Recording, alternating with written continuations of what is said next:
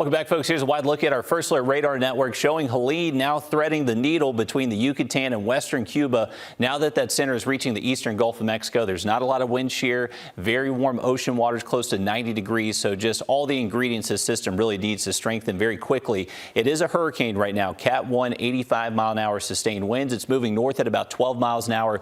By the time it reaches the Florida Gulf Coast late tomorrow, it should have a pace at about 25 miles an hour. So that's the thing with this system. It's going to be moving much quicker than the last few that passed through our area, which is why that wind threat is a little bit higher. And before Helene does arrive, we'll likely see some rain show up tonight and last through most of the day Thursday. This stalled front just off towards our west is what's going to keep Helene in play, and why that cone of uncertainty is so skinny, and why there is fairly high confidence in where the track of this system will go. We did have tropical storm watches issued earlier today. Those have already now been upgraded to a tropical storm warning, highlighted in blue. Highlighted in red is where we actually have a hurricane warning as far north as Macon, Georgia, believe it or not. So this is going to bring some significant wind impacts to the state of Georgia and potentially even South Carolina. Even though the Carolina counties will be a little bit further away from the center, this system is going to produce a very large wind field that will likely bring those tropical storm force conditions to both states. Here's a look at our day planner for tomorrow. So during the day Thursday, we're likely going to see some heavy rain, maybe some thunderstorms at time, maybe a little bit breezy, but the wind from Helene does not show up until we get well after sunset on Thursday. So that's the thing. We're going to see a good amount of rainfall before that main event does arrive. First alert weather day starts as we head into our Thursday evening. I would say between 9 p.m. Thursday and 9 a.m. Friday. That's going to be our 12-hour window to where we're expecting the worst conditions. And I think the big thing for us is that we're just going to see a lot of rain before the wind arrives, so it just allows everything to get a little bit saturated. Could make it a little bit easier for those trees to come down.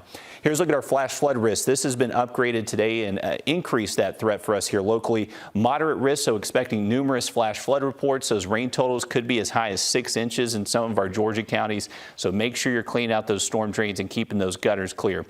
Now, another concerning aspect is the tornado threat. As these rain bands move inland, they are going to be capable of producing quick spin-up tornadoes. That threat does include the entire CSRA, but a little bit higher threat highlighted in yellow there. That includes counties like Jenkins, Screven, Allendale, Barnwell, Bamberg, and Emmanuel County.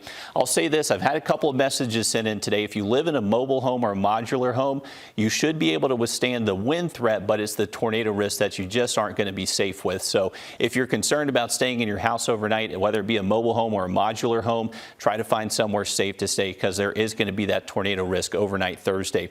Also the wind threat, there is going to be those strong wind gusts that potentially could get up to 60 miles an hour at times with some of those stronger rain bands. Here's a look at the tornado potential when those ingredients are expected to show up. So by around sunset tomorrow, we'll start to notice our southern counties starting to see those ingredients creep in, start to really amplify once we get closer to midnight tomorrow. This is 11 p.m. Thursday.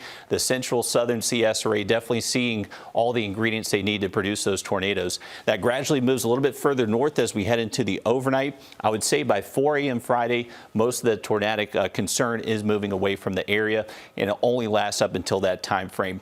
Now, taking a look at just also impacts how we're kind of separating our counties. I would say if you're highlighted in orange, mainly our Georgia counties, that's where you're going to be closer to the center of the storm, and you have the highest chance for those 40 to maybe 60 mile per hour wind gusts, and you'll likely see a little bit higher rain totals as well.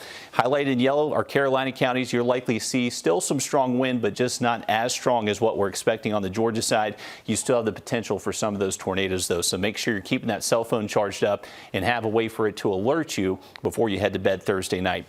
Here's a look at it. Once we get to Friday morning by around 7, 8 a.m., most of the rain's out of here. We should see lowering wind as we head towards Friday afternoon and setting up shop for a very nice weekend. And as Riley mentioned, one of the big things we want you to be aware of